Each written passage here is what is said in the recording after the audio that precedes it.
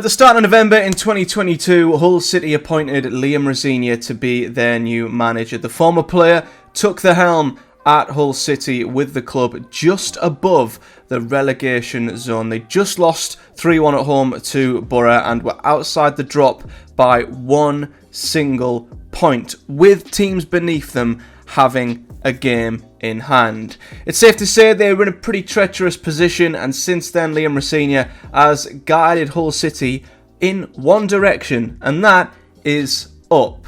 They've just missed out on the playoffs, finishing 7th in the Championship, only 3 points beneath Norwich in 6th, and if results had gone their way and they'd won on the final day, they were well within a chance, an opportunity of getting into the playoffs, which is incredible in just over 18 months. And yet, only 2 days ago, Hull City have sacked Liam Rosenior. Apparently, according to their director or their owner, he has said that it is down to a clash and a difference of opinion in the team's style of football.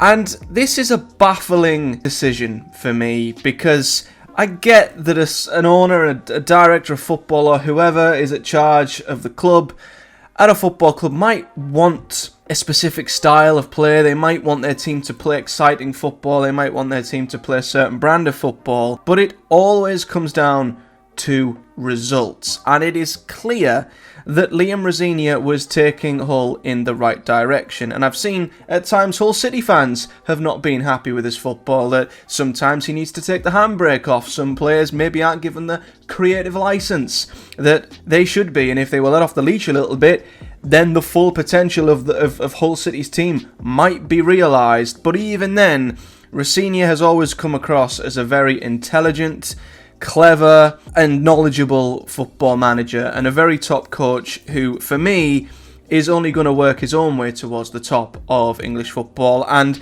was undoubtedly taking Hull City upwards towards the top end of the Championship. Of course, it was a tough Championship this season, and Hull, I think, have done very well to finish 7th, and their decision to sack him seems like such a stupid one, because Hull now not only are going into the summer with a relative overhaul of players, but they're also going to be going into next season needing a brand new manager to pretty much start again. And I think we've seen in so many different cases people who panic, hire managers expecting instant success.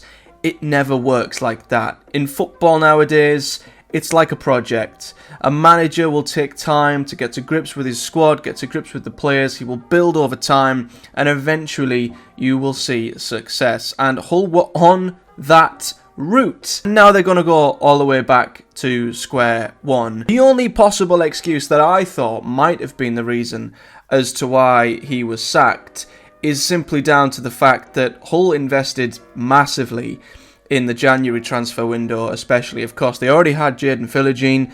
They also went and got Fabio Carvalho from Liverpool, which was an unbelievable loan transfer. They'll be paying a lot of his wages. Same with Anis Sarori, Ryan Giles coming from Luton, who apparently they have an obligation to buy in the summer, among many of the players they spent actual money on. So they went for it in January, Hull. And I think if there was to be an excuse as to why Rosenior's job would be questioned, it is probably that he was given an unbelievable amount of resource and backing and did not deliver a playoff campaign.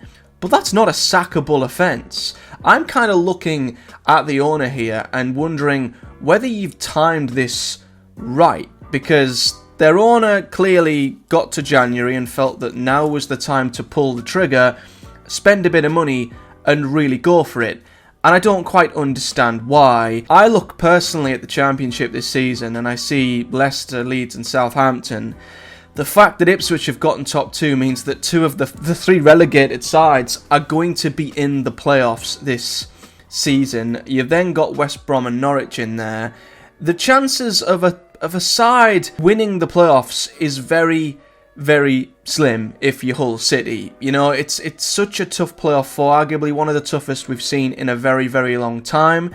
If there was a time to pull the trigger and really go for it, I don't think it's now. And this is me speaking from a Borough fan's perspective in terms of I'm not gutted we've not made the playoffs this season, because I genuinely would not have expected us to get through them given the quality of the 4 teams in there. However, the likelihood is the playoffs will be an easier playoff 4 next season, and maybe it's better to pull the trigger and go for it and back your manager massively in the summer when you've got a full season with that squad to really build something. Not just 6 months at the end of a season to have one random push at it when you're going to lose all them players in the summer anyway if you don't make it.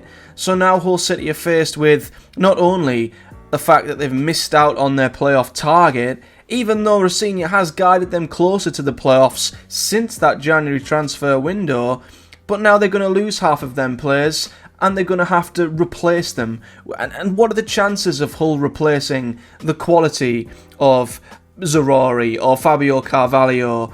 What if Jaden Philogene isn't there anymore if he goes in the summer? There's so many question marks now, which were big enough hurdles to overcome for Hull City as it is.